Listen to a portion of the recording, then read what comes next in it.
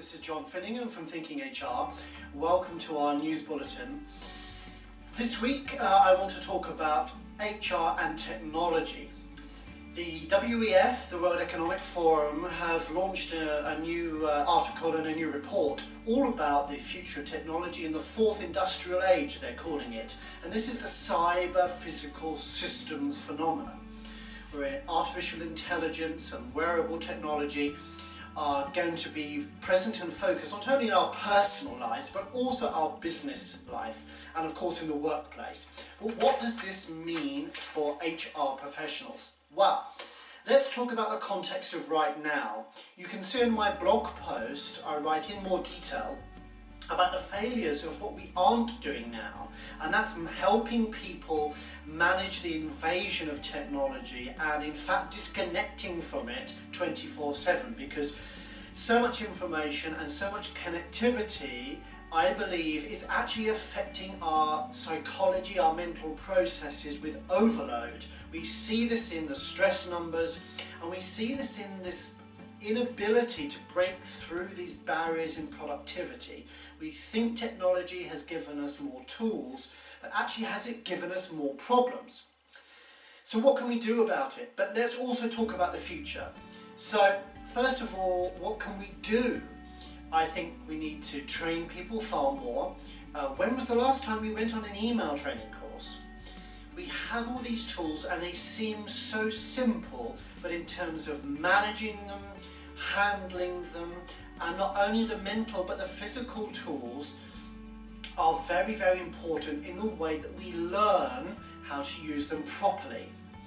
So training is going to be important, but secondly it's monitoring and tracking exactly what's going on and how people are using them, because not only are they fundamental to businesses today, they're going to be even more so in the future. So how they're used and how we continue to use them in the future is important from a monitoring and tracking point of view. Policy is simple. It's easy to write something that says I can look at it, I have the right to look at it. The European Court of Justice just confirmed this right when we have business tools, which I think might be a bit of a shocker to people, but it shouldn't be. But the question is, what about the future? So if this becomes more invasive, I think the solution here is not to resist it, but to embrace it.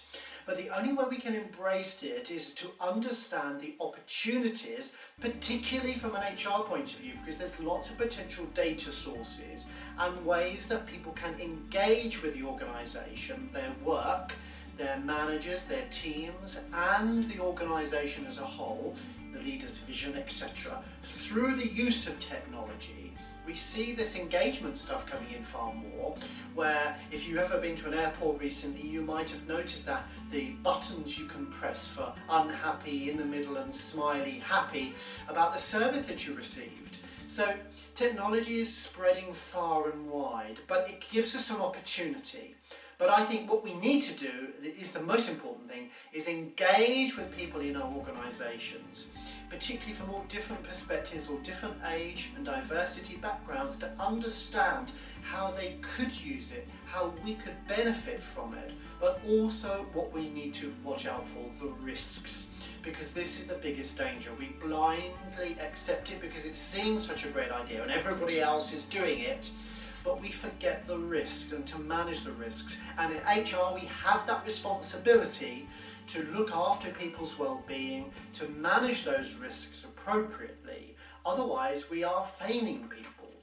From a learning and development perspective, we need to train people and encourage people to learn about how to use it properly, but also how to control it.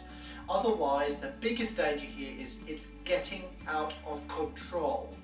And this is the biggest threat, this is the biggest risk, and this is the thing that HR and learning and development really needs to do now.